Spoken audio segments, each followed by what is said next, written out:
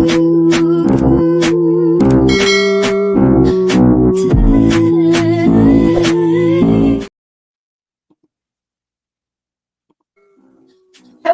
hello, hello. Thanks for clicking on our faces.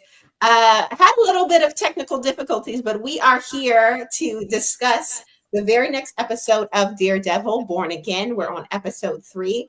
And of course, as always, this is a spoiler discussion. So if you have yet to watch episode 3, leave us a like and come back after the show and, talk about it with us.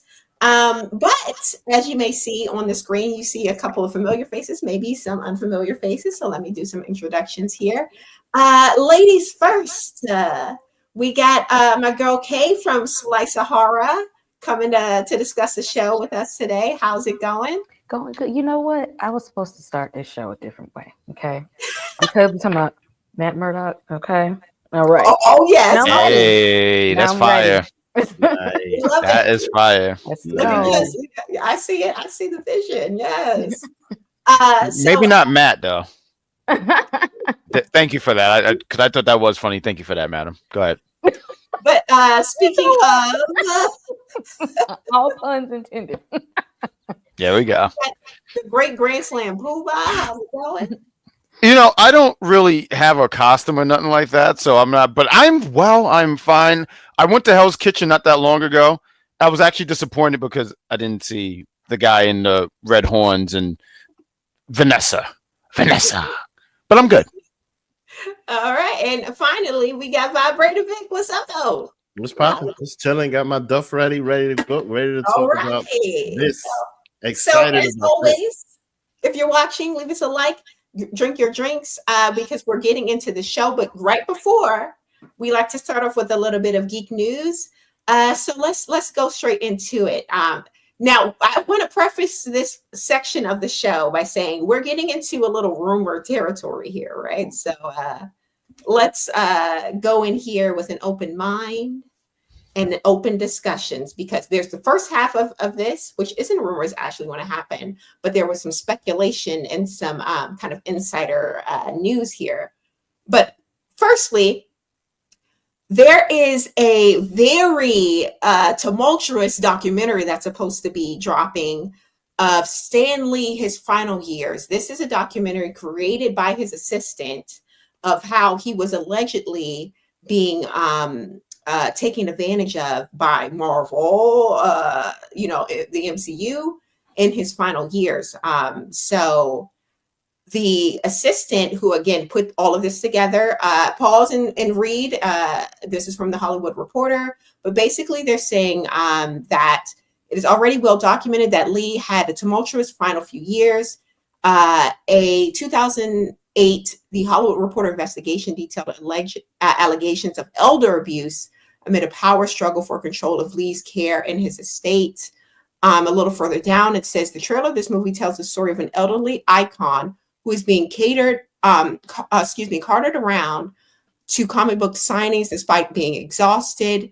Through the trailer, though the trailer doesn't name the people shown in the footage. One is Max Anderson, Lee's former road manager, who figured into THR's investigation, has previously denied any wrongdoings regarding Stan Lee. Now, there's been some speculation as to who was really exploiting Stan Lee, because people are saying that is the assistant not also exploiting Stan Lee by putting together this documentary for profit. What are you guys' thoughts? Let's start with Kay. What do you think about this? This is the first time I'm hearing about this. Now, who's doing the documentary? It's Stan Lee's longtime assistant, who apparently has been recording Stan Lee through his final years, and put together a Kickstarter to release this documentary.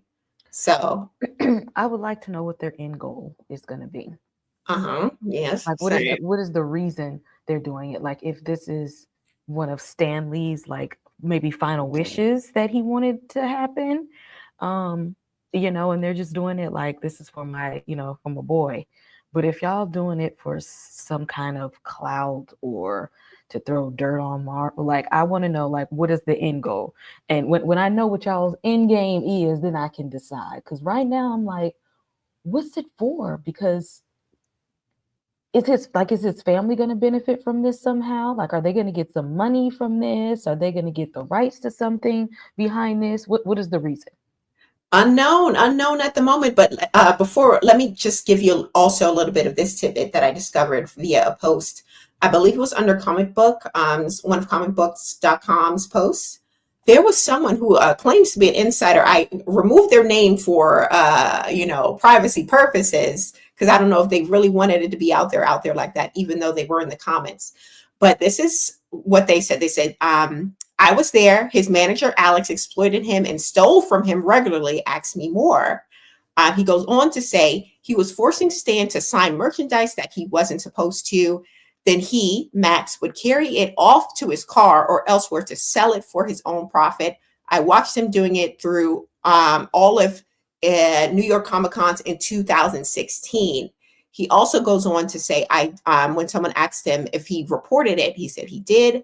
I went to higher ups in Marvel named Michael D. Asio, excuse me if I'm saying that wrong, about it. And I was told to shut up.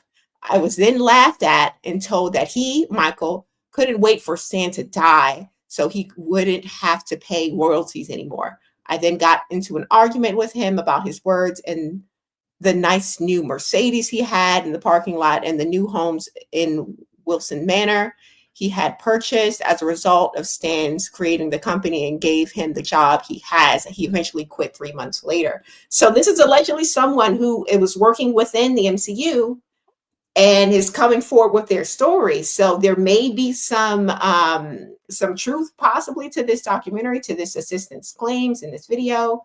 But like I said, I'm a little concerned as well about what the end game is and why did he wait so long to release it and who's actually going to profit from this documentary. But the great grandson Plupa, aka Jack, what are your thoughts? Just like Kay just said, I've never heard about this at all. This is the first time I've ever heard about this. I'm never interested in documentaries like this where they're talking about all these things and this stuff that was going on with Stan, and I don't know. I don't think that's something I would ever just put on.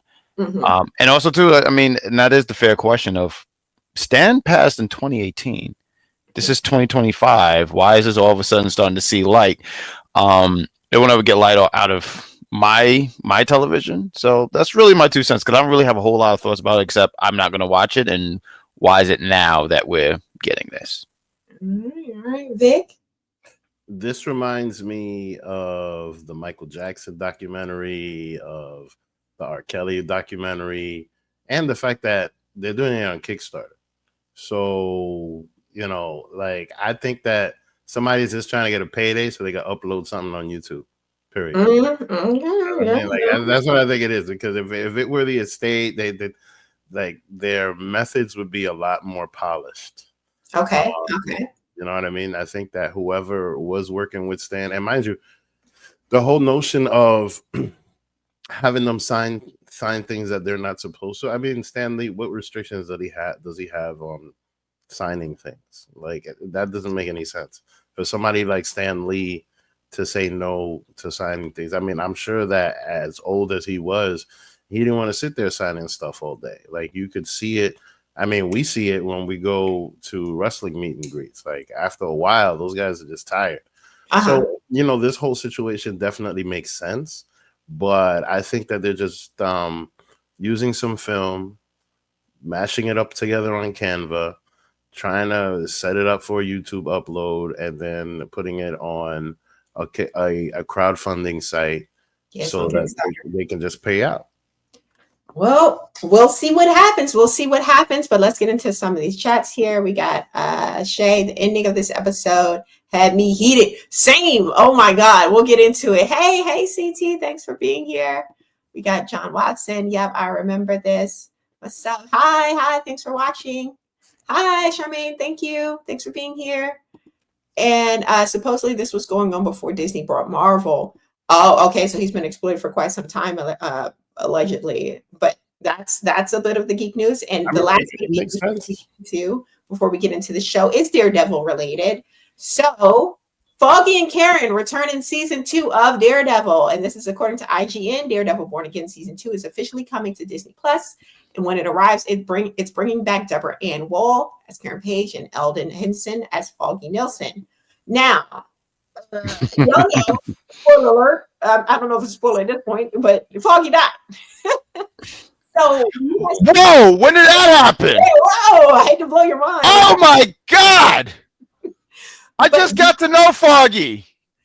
Do you think that he's coming back as a ghost, as a flashback? Do you think that he possibly is maybe not dead at all? Like, what are your thoughts? I honestly want that so much. Foggy as a ghost, because some people will be like, "Hey, Fog." I know that was a bad pun, and I'm gonna stick with it because I loved every last minute of that.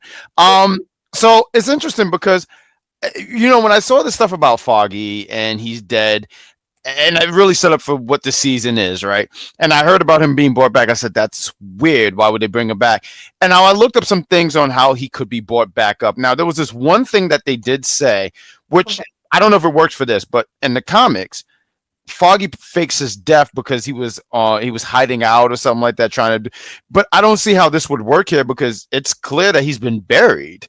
So how do I feel about it? I kind of don't want, not even kind of, I don't want them to undo his death. I mean, they did it, stick with it, stand 10 toes down with it, but they already confirmed that he's coming back. So it is what it is. But yeah, he's coming back. He's going to come back. And I just don't know how he's going to come back.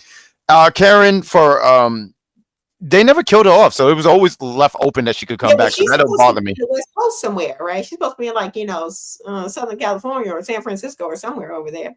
Mm-hmm. So we'll see. Vic, what do you think? Is he coming back? Is Foggy coming as a ghost, as a flashback, or as an undead? He didn't really die. No, I think this is going to be all flashbacks. I think this is their way of merging the two shows. Okay. Because look, they got the same hero, the same villain. Mind you, the fact that Foggy was even there in the first episode was just like, oh wow, to me, But then I wasn't surprised when they killed him. So I think that it will definitely be flashback stuff, as a way to bring him in and merge in the two shows. Okay. Okay. You mute it, madam. You're muted. There we go. Mm-hmm. So I think that they're going to try to do some creative stuff and give him that same treatment that they gave Elektra and just go on and resurrect him. Now, is he going to be resurrected as a good guy or not so good guy? I don't know. But I feel like they're going to give him that Elektra treatment. I almost forgot about, Elektra and her, Lazarus capabilities. They should bring her back, though, because she was a damn good Elektra. AKA Lala from Black Lightning. Lala, they just wanted to torture Lala. They always just cause he's how many times did that dude die? He died maybe 10 times. I think even to the point he said, "Why won't you let me die?" I was just waiting for the guy. I was just waiting for the guy to say, "Because it's funny." That's what Foggy's going to say. Why won't you let me die? And the creator's going to say, "Because it's funny." But let's get into the show proper. Thank you all for being here. We got 23 of you guys in here so far. Join us in the chat and let us know your thoughts on the show. But we open it up with our boy, White Tiger, in prison, right? And he's discussing Luquillo Beach. And my grandparents live not too far from Luquillo Beach. I'm very familiar with Luquillo Beach. Oh, nice. Oh, so you must have heard the coquille in person. Yes, every night. They are, wow. They are loud. They're just as loud and incessant. But it's not to the point that it's annoying. It's honestly very calming. It's almost like white noise in the background when you're trying to sleep. Oh, okay. All right. But yeah, I was like, oh yeah, Luquillo Beach. Okay, yeah. But he was kind of explaining to Matt, he's kind of reminiscing about Puerto Rico, and he feels in his heart, you can kind of tell in the scene that he's not sure if he's ever going to see it again. But Matt reassures him. He said, "Hey, I'm going to get you out of here. You're going to see your family again." And that was pretty much the opening of the show. Very touching. We get a scene where there was this truck and it's being held up by this, I don't even know who they are. It seems later in the episode that they are part of, the underbelly of Hell's Kitchen, those two rival gangs who are kind of somewhat working together. But they'll tie this in later in the episode. And we got my boy, Wilson Fisk, sitting at the table with Melania Trump, aka Ah! I always enjoy seeing Fisk on screen. I keep telling y'all Fisk is the daddy of the show. And Vanessa's really trying to hold on to the grip that she had of this organization. What do you guys think about her being kind of, running things behind the scenes and still even trying to do so after Fisk is like the mayor? So backing up to him, Hector getting to the story of his to where he came from. Mm-hmm.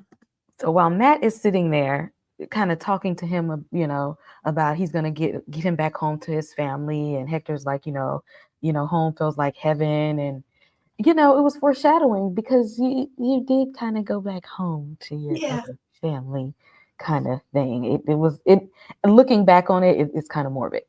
But going up to Vanessa needs to know her husband a little bit better than what she do right now. Okay. Right now, she thinks she got it all figured out because she was in charge for 5 minutes while he was out here chasing around Hawkeye and Echo. Mm-hmm. Ma'am, he's been in this business for a very, very long time. It's true. And he's very calculated. And he does nothing by accident. And I need her to know that about him, that nothing that he's doing is by chance. And that he's when he don't seem like he's working right now.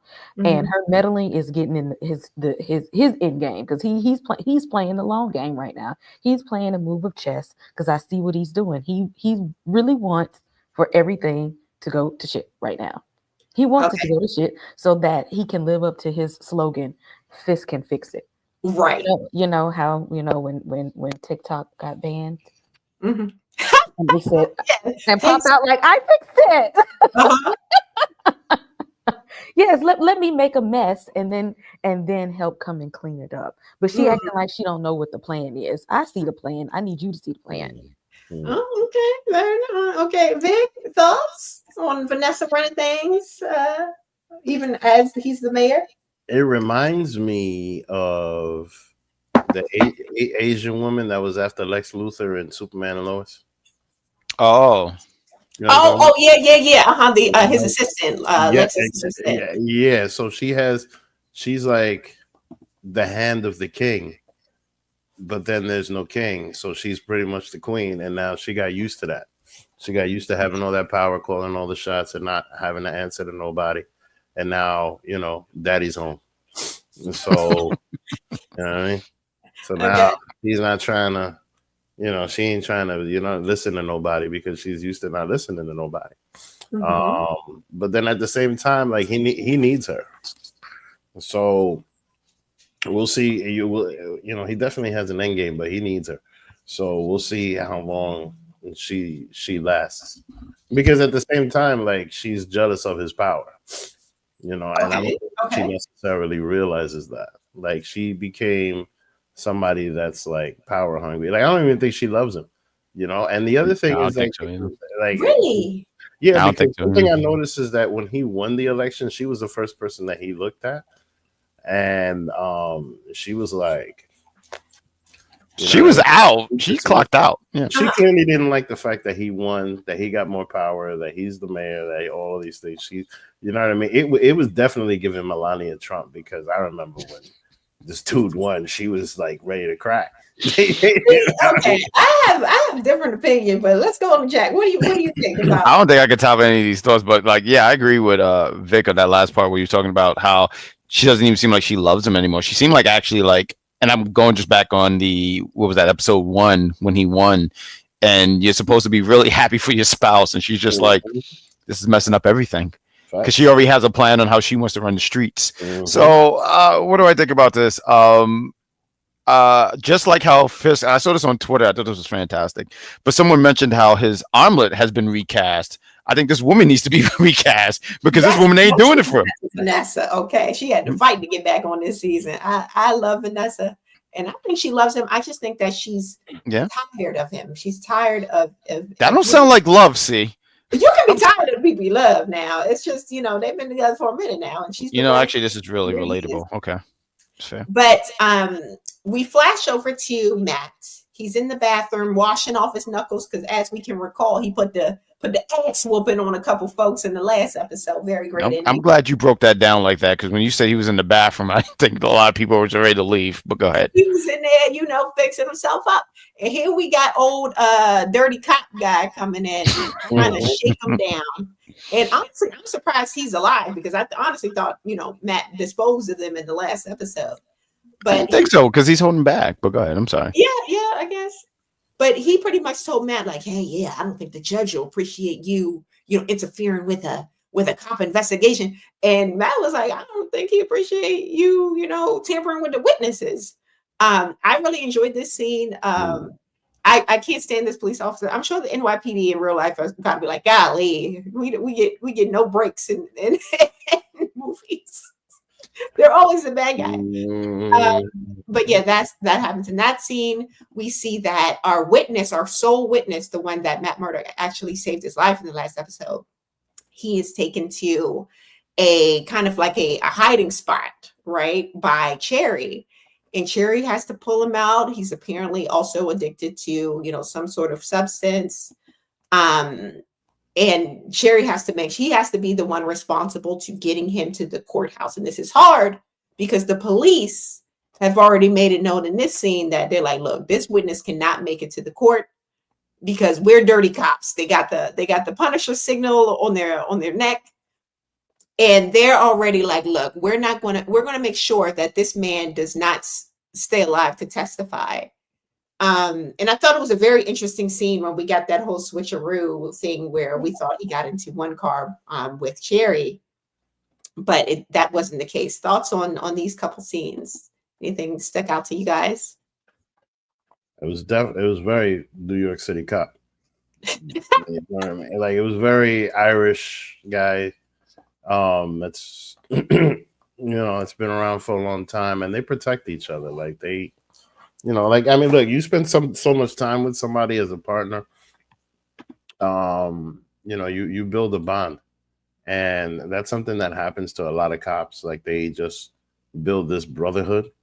Mm-hmm. So for them to be booked like the Foot Clan, like, where everybody's, you know what I mean? Like, for them to be booked like that, it makes a lot of sense. Because but even when Cherry, he flashed his little retirement badge too, and that didn't sway him none. The other police officer, he was like, yeah, get out the car. No, because they know that then there's people that are dirty cops that go around the system. And and take a little bit of it out of the evidence room and do dirty things. You know what I mean? So, like, not everybody's united like that, but yeah, it very much felt like New York City police officer. I'll tell you that. Jack, okay. Thoughts? It was fun. It was fun. We got the bathroom scene. We got our star witness. Mm-hmm. The trial going on, and the whisperings of these dirty cops. Mm-hmm. Of course, later in the episode, we kind of circle back to the gangs, and they're fighting because of the issue in the beginning of the episode where this kind of shakedown goes wrong. And they were offered 1.8, I want to say million, they didn't specify, but they said 1.8 as kind of retribution for whatever was lost during that earlier scene. And we see that our guy, what was his name, Cashman, our kind of henchman to Wilson Fisk. One of the gang members, he was saying, "Oh yeah, I don't answer to the henchman. Get Wilson Fisk out here." And he said a line, the henchman, he said, "I don't work for the mayor, I work for the man," right? But then later we see that it was actually Vanessa that sent him to send this money. So what is this? What do you think? This, I don't work for the mayor, I work for the man. Who's the man? Is the man Wilson Fisk, or is the man Vanessa for real? I think Vanessa is the man. I think it's a play on words here. No. I think that she works for Wilson Fisk, the man, not in the administration. Kind of like Donald Trump's kids. You know Huh? what I mean? Okay. Like Donald Trump's kids are not in his. Oh, you know what? Elon Musk. That's another one. That's a better one. You know, like There's he a lot of doesn't. name drops. I Like you feel know, like he there's would no. joke on this. I feel like he don't work for the man. He worked for the man, the woman, the Vanessa. No, I mean, like you just like. Because I think it's a play. I think it's. You just I honestly think it's. she's packing. She's got a big one. You know what I mean? That's true. Like about it. Wait, what? You know what I mean? But the thing is just that she's the second hand. But I see what you're saying. You're trying to say that she's. But I think. But see, I think this is what that he's working for, and I don't think that's what it is. I think it's. But I think this is to throw us off, though. I think this is a great way to throw us off, where everyone's saying it's Wilson Fisk because, right, Wilson Fisk, he used to run the streets and all that stuff, blah blah blah. But he hasn't been doing that in years. Who's been doing that? Vanessa. No, he still is doing that. That's the thing. It's just that now he's the mayor, so he has. And okay, but right, he for him as the mayor. In a way, sure, but in his absence, who was doing it? Vanessa. Shout out to the chat. We got 50 of you guys in here so far. Drop a comment. Let us know what you thought of the show. But Kay, who do you think is the man? Is it Vanessa, the woman, or is it Wilson Fisk that this guy is working for? I think it's somebody above both of them. Okay. Okay. That we haven't seen yet. I think he has a higher pay grade than what they know of. And so by him saying that was a clue, like I can take this above, Fisk and Little Miss Queenpin over here. And I also want to point out that although, Matt get around good with his powers, one of the weaknesses is he is not able to see. And somebody in his corner need to tell him that there are certain police officers that have a skull tattoo. Oh, facts. Nothing in his powers grant him the ability to know that. Mm-hmm. Right. There's nothing that he has to sense a tattoo or some ink or anything. Somebody needs to point him out that there is a sector of officers that have this skull tattoo that is similar to Frank Castle. Mm-hmm. I think that's going to play into a later episode, though, because like you're right, he can't see that, he can't feel that, but he does watch the news, so they could probably say there's probably going to be something down the line where they're like, and by the way, these guys with skulls on, and he's going to be like, and I don't know how he would know how, because I don't remember in the previous episodes if that was ever said to him, like he wears a skull, and I feel like he does know because Kingpin said that in episode 1 where a guy walking with a skull and all that stuff. So I think that's going to play into later, like somehow it's going to get mentioned and it's going to trigger a memory for him. Okay. Yeah. I feel like if anyone does tell him about these tattoos and he finds out, it's going to be Sherry, the guy who, he used to work with the police. He may know a little bit about, that underbelly of the police. But yeah, that's so true. He can't see those tattoos. Somebody gotta warn our guy.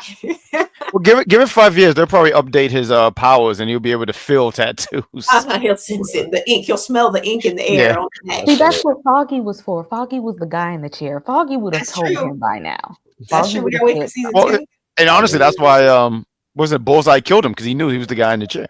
Always gotta give up the guy in the chair. But I mean, I don't even want to sit in this chair. This is dangerous.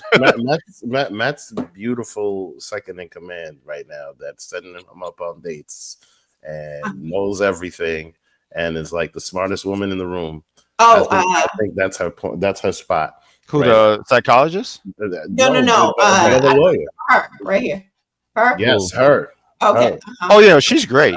Yeah, she is. And she Heather, is. Yeah. No, Heather's the girl. Is the counselor. I forgot what her name is, but she's fantastic though. No, she's smart as a whip. She knows how to like get him in line. She knows how to talk to him and everything. And I think that Kristen, perfect. Okay. Is it Kirsten or Kristen? Kirsten, like Kirsten does. Okay, perfect. Kirsten is that person. Like she is, yeah. I'm waiting for her to find out when he's Daredevil. Like that's what I'm waiting. I hope now. Too many people are finding out that my boy is Daredevil. Too many people. Yeah. I even Cherry, like I saw him on episode 1. I said, I just met you, and I don't like this at all. Nah, man. She's too smart. You know what I mean? She's gonna pick up on body language type shit. I'm telling you, this woman is on point. Well, or maybe she'll find out like how Claire did. He'll just be in a dumpster somewhere, and she'll be like, "You're the devil." And she can keep a secret. I guarantee. I just don't think everyone needs to know. I'm kind of not a fan of that. Maybe it's an outdated thing, but I just don't like everyone knowing because I feel like too many people know. Well, if you're watching, don't forget to leave us a like. Don't forget to drink your drink because we drink on the show and we talk about the show. Hey. Absolutely. I would be joining you guys. My wine is right there and it's not opened, but I'm imaginary joining you guys. But speaking of the revealing of secret identities, Matt and Alash did effort because, again, our unreliable witness became unreliable. He sided with the cops in the final hour like a bee. So Matt had no choice but to improvise. And he decides to reveal in court that our guy is actually White Tiger without discussing this with his client, by the way. Yeah. Hey, look, are you the White Tiger? I mean, I get it. No, it wasn't. It was a great move because he had no choice. Okay. Yeah. He really had no choice. They straight up took his witness right from underneath him, clearly threatened him. I mean, you don't know from how many angles dude was threatened. And wow. And that the way, because I was like, damn, how's he gonna get around that? You know what I mean? But I'll be watching SVU, so I like lawyer shows. Oh, me too. Me too. This is definitely a different kind of vibe that I feel like the vibe that we were going to get originally, I think, changed a little bit. Yeah. Let's do a couple of these comments. Please. Here we got Matt. Hey, thanks for being here. We appreciate you. Hi, Mr. Olaf Hoon. Thank you so much for being here. Lynn R. What's up, girl? How's it going? The Truth 31. I love the actor playing White Tiger. I just hate how they took him out so randomly. Yes, Jesus. But I think this is going to be, I know we're going to talk about it a little bit later, but I think it's going to be setting up for something because I don't think this is the end of White Tiger, actually. I don't think this is it. But I'll save thoughts for that. I think there's something with that amulet that he had. You know, yeah, they specifically mentioned in court that it gives him, enhancements, right? It makes him into this superpower. And I mean, since we're talking about White Tiger right here, I got familiar with White Tiger because of Ultimate Spider-Man that used to be on Disney. But there was a girl who played her. Her name was Ava or something like that. I think she's the niece. But even in court, I forget if he was talking to Matt privately or if this was in court, but anyway, he mentions like two other people who played or took the mantle of White Tiger. So that's why I say I don't think it's the end. And matter of fact, there was a little girl there, so I don't know if that plays into it. But I do agree that the way they just took him out, I was like, damn, they just took him out. This scene. So here's the thing. I do agree it was a smart move because I saw what Matt was doing. Matt was like, well, let's just take all angles away from them. We're going to make it where it's going to be hard for them because once I do this, what do they got? I got that. Still, dude, ask me. Maybe I don't want everyone to know I am the Black Tiger. Yeah, maybe I don't want people to know that. Okay, because I like when I wear the mask, it's for me to hide my identity, not for when I wear the mask. And people are like, "Hey, Jack, how are you?" What do you mean, hi, Jack? What are you talking about? That was my only thing, but it was a smart move, though. Yeah, it was a smart move. No, y'all remember what Denzel said in Training Day? What did he say? You want to go to jail? You want to go home? Oh, you want to go to jail? You want to go home? As I said, you know what? That's fair. That's fair. That's fair. But that raises the question. We'll get into it in just a minute. Remind me to ask these questions. I have 3 questions I want to discuss with you guys. But of course, he brings in a couple witnesses to kind of speak to the character of White Tiger. And of course, everyone was pro White Tiger, even the cops, right? Even the cops with their own, written reports. So thankfully, eventually he got off because, he just did what he needed to do. He did, what did he say? Because it was the right thing to do. That's why he helped people out. And bro, this was a good man. I felt so bad. He was saving up money to get, his wife out of his sister's place. This was a good man, Savannah. But at the celebratory occasion, Matt goes home and drinks with his little girlfriend. And I just added this in just to note that I like that they're adding in certain little details to remind us, the audience, that yes, he's blind. He has all of these superpowers, but he is blind. He wasn't just drink that; he was cooking. Yeah, he was That's cooking. true. A lot of people cook. You see, he got his little finger on the mug to see when the water maybe it gets too high. We also see him reading Braille in the episode. There's a couple different nods to him actually, having Y'all this. gonna eat the food that Matt Murdock prepares for you? I'm just curious. I'm not gonna hold you. Listen, in episode 1, you asked that question. The way he was chopping those onions, I can't do that, and I can see. So yeah, I think I would trust this guy. He's going off the smell. He like, does it smell done? Do I feel is the heat hot enough? Because I feel like I would sneak behind his back and add extra seasoning. Probably. Just to be sure, right? I would like turn the temperature on the stove down a little bit. Turn it up just a little more. Well, you know what though? But he's from New York. He's from New York, so he probably knows about seasonings. Oh, he probably likes some good food. You know what I mean? I understand why she said about the extra seasoning. No one's talking about it, but no, because I mean, you think it's gonna be only salt and pepper. Like I get that, but look, he's dating a girl from Queens. Like I feel like he got more flavor than that. Great, man. Well, it's true. He said some place that he went to, and he was like, it was really good. I think it was like a sub spot that he. Sandwich place. Yeah. So yeah. But I would trust him though. I think y'all went up there. Y'all got to go and report live from whatever location he was talking about. Listen, the fat guy in me would want to try it just because he's blind and I want to see. You know what I mean? Like, so y'all wouldn't go behind his back and stir it and turn the stove down like a little bit. No, I feel like he would feel it. I feel like he would notice that. I love that. Maybe that, but the way you know what it is, like even with the drink, I think that's so smart because like I make my own drinks and sometimes I'm just dangerous to myself. He has his fingers to kind of like count the thing, and I just think that's a great trick. I would have never thought that. See. I just think that's an interesting trick. So for the fire, he might do something like this. Go, oh, this is too high, and this stuff. I think for someone who's blind, he's so capable that sometimes I forget he's blind. Because even in this scene, I'm trying to think of what part in the scene, but he did something. I was like, oh right, he's blind. Mm-hmm. I just sometimes forget because he's opening the cabins and stuff like that. He's doing stuff regularly. But to answer your question, Kay, I would trust him. Enough. I would trust him. Yes. I wouldn't be worried that this house would be burnt down and I would have to try to kick his ass because he would kick your ass at 100% because he's really good at kicking ass.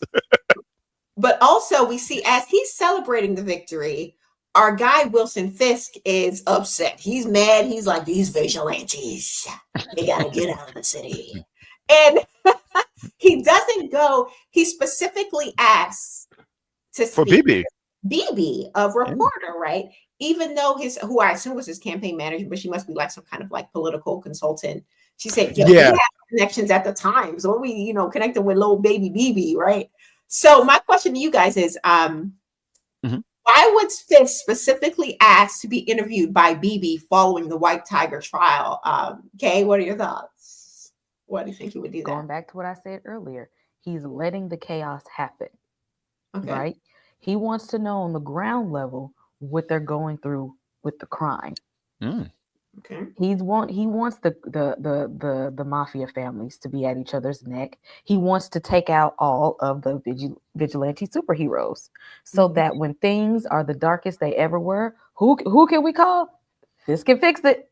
Can he fix it? Fisk he can. Because he let most of it happen. He put most of the thugs and the drug dealers and the dope fiends on the street. He's letting it willfully happen so that he can swoop in and save the day. So pretty much like creating his own narrative. Mm-hmm. I see that. Okay. But Jack, why do you think that he called BB and not, the reporters from the Times, the anywhere?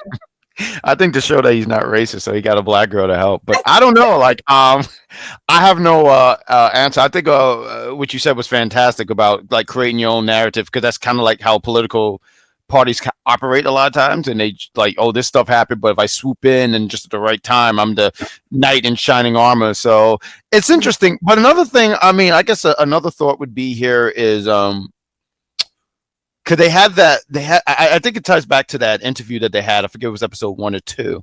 And, he abruptly ended the interview and all that stuff, and almost like have a rewrite of it, and maybe even try to have her in his back pocket, So I'm going to go with that one.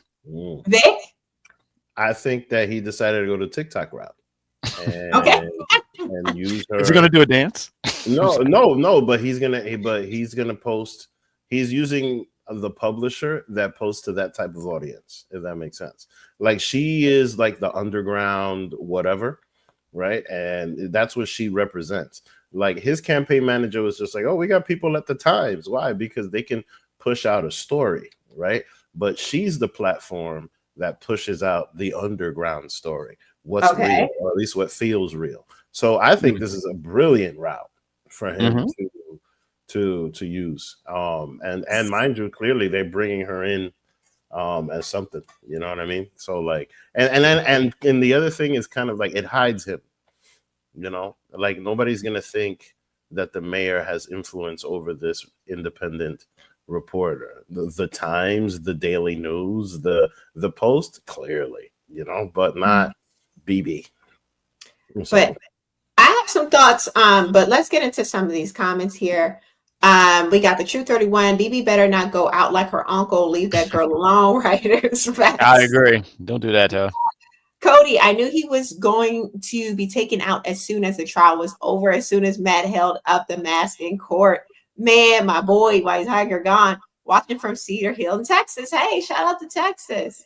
But Texas is fantastic. Feeling that he specifically asked for BB because he still feels maybe some sort of guilt for taking out her uncle. And this is like, you know, a post, you know, quote unquote healed Fisk, who got that thing from Echo, like we keep mentioning from that series, where she kind of delved into his trauma. And I feel like this is kind of him trying to make up for killing her uncle by giving her, you know, inside in interviews and kind of boosting her up a little bit. Those are my thoughts.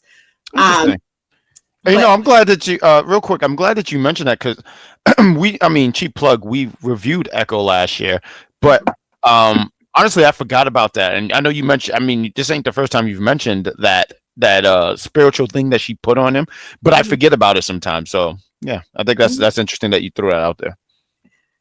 But here we go. This is where it gets. This is the end of the episode, guys. Of course, it's fall after the trial. Our guy White Tiger got out, and because he's such a good guy, he's back on the streets trying to protect the city. Right? He hears a scream. He goes towards it, and he's taken out, shot in the head, point blank range, by one of these dirty cops. One of these cops that are again wearing the Punisher emblem. This was so sad to me, even with the song Una Palabra. I was like, God, they hit every note, every key. I was sad to see him go, man. Sad to see him go. Thoughts, Kay? Matt told him not to put that suit back on. He did. He said, if you get out of this, if you make it out of this, you will never be able to put that suit on again. But no, he want to go ahead and dress up as White Tiger so he can, you know, kick ass and take names in the name of Jesus.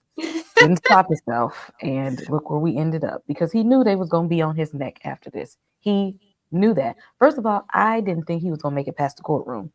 Oh, okay. I didn't think he was going to make, but to take him out and then have on the Punisher logo. So just in case anybody's watching can think that this might be vigilante work of the Punisher. First of all, Frank Castle ain't gonna hide his face. So if he gonna do something, he gonna let y'all know he's gonna do it. Okay. And he don't do senseless acts of violence. If he gonna get you, it's gonna be well within his reason and right to go and do so. They're gonna call him from the shadows, and it ain't gonna be good for him. All right. Vic? Thoughts on the ending of this episode? White Tiger taken out. I wasn't shocked by it. I was just saddened by it because right after that, when the credits were rolling, they had the cookie just playing. Just you hear the frog just going. And you know, and that was one of the most compelling parts of the episode when he was talking about that. So it's sad because they kind of like took out this character. I was hoping to see more of White Tiger, you know, but Matt really did tell him, like, listen, you got to put the thing on. But the other thing is that I'm actually curious to see if he's dead, because point blank, right? Oh, the ambulance saved him? Yeah, I'm curious because if they could spin it, because they really could spin it that way if they wanted to. Okay, that's So true. I'm curious to see if he's still alive. You know what I mean? Or if he magically comes back somehow. Okay. All right, that's It was true. also given very White Tiger Tommy, Power Rangers, but Don't mention White Yeah. Tommy. He's Yeah. he's the worst. He So stole bad. he stole from Jason. The Power Rangers. Jack, did you share your thoughts already? I'm sorry. Did you? No, I didn't. No, it's fine. It's fine. It's fine. Okay. Round of applause. You're doing a great job here. I do agree with in the chat. I think it's Cody right here. He said he could have made a different and I agree because the costume looked very Party City. I was not. Don't count for him. He did. I'm not doing. I'm not. Kay, I see Kay shaking her head. Do you agree that costume could have been better? I mean, it was giving, White Ranger Tiger power. Thank you. Yes. I kind of see it, and I'm very upset by this at all. Because Tommy he stole from Jason, and I've always held a grudge from him. But y'all on point with that. I do agree that the costume could have been better, but I was shocked that they killed him because I said, "Oh, this is an interesting character." I don't know how often they would feature him and stuff like that, but I'm like, "Oh, they could throw him out there every now and then." So killing him, I was like, "Wow, I mean, okay, I guess that's the way." Do I think he's actually dead? I do actually think he's dead, and I think someone else is taking the mantle. Once again, this is only for the very little I know about White Tiger. I don't know a whole lot, but when I watched White Tiger, it was a girl, and maybe she takes the mantle, and maybe she gets into the mix. So I do think that, and I know I said this point earlier, we're still having White Tiger. It just won't be this gentleman here. And round of applause to this guy because I'm not familiar with his acting work and stuff like that, but I thought he did a fantastic job bringing out White Tiger, and I just think it was important to mention that. So, the scene it threw me off, and it's going to be interesting. So, I would ask you guys here. So, we're on episode 4 here. Are we getting the Punisher in the next episode, or what do you think? I feel like if we get him, it won't be until the end. Okay. I got thoughts. I think it's not going. Usually with these little, 8 to 10 season episodes, the shit really start hitting the fan around 5 or 6. So I feel like the Punisher's going to show up around 5 or 6 episodes. Okay. So not next episode. Not next episode. Maybe the one after or episode 6. But again, shout out to the actor White Tiger. His name is Camar de los Reyes. Shout out to him. He did pass away, but he did a great job in this series. Did. But before we end the show, let's respond to some of these comments here. We got David. Hi, thanks for being here. Just hope Mayor Fisk gets caught. Y'all better not catch my baby. I know that's my man. I love you some Fisk. Would you eat if he was serving omelet? Would you trust him with his omelet? Most definitely. 100% First of all, Okay. Everyone is down for the omelet. Okay. yes. Fisk is just big boned. He eat healthy organic. No, I'm not making fun of his weight. I'm just saying I always found it hilarious. Like he fixes omelets. I'm sure he makes a mean omelet. I just love when he has a nightmare. He wakes up and make an omelet. I'm like, is that what calms you down? But hey, shout out to him. Same. Shout out to the chat. There's 71 of you guys here so far. Thanks for being here, Cody. He should have left the steak that afternoon. He should have left the steak that afternoon. Yeah, poor guy, yeah. David. By the way, I just finished watching Chicago Med and PD on Peacock. All right, very nice. But that was the episode, guys. Thank you so much for being here. Thanks for joining us and discussing the show with us. Join us next week, same time, same place. We're going to talk about the very next episode. But before we go, Kay, go ahead and plug your channel. Yes, if you all have not, please hit subscribe for Slice of Horror. If you are new here, give me a thumbs up and hit subscribe. On Sundays, we talk Severance, also talking about Daredevil. Next month, I will be starting Godfather of Harlem. Woman in the Yard is on my list. Sinners is on my list. So come, if you like nerd stuff, you like horror stuff, come on, hit subscribe for me. And thanks for having me, you all. It was fantastic. Thank you for joining us. Yeah. And of course, season period and unpopular review, we will be discussing Invincible tomorrow night. So if you are into Invincible, join us tomorrow night because it is the season finale of season 3 of Invincible. So join us here on. I have predictions. Predictions. Okay. I do. This is why I got one. That purple terror will get his butt kicked. Don't you dare come for my baby Oliver. That's my child. Don't you come for Oliver. The I swear to God, if they off my baby Oliver right here, I'm about to be so upset. I'll go to war for Oliver. I don't think you have to. I think he can do that himself. You know what? I wouldn't be surprised seeing Chrissy with a cosplay purple baby one day. You should be. You should be. You should be. What's his name? Whatever his name. Purple Terror. Word up. I forgot his name. Oliver. Oh yeah. That's a terrible name. Bye. See you later. Subscribe. Goodbye.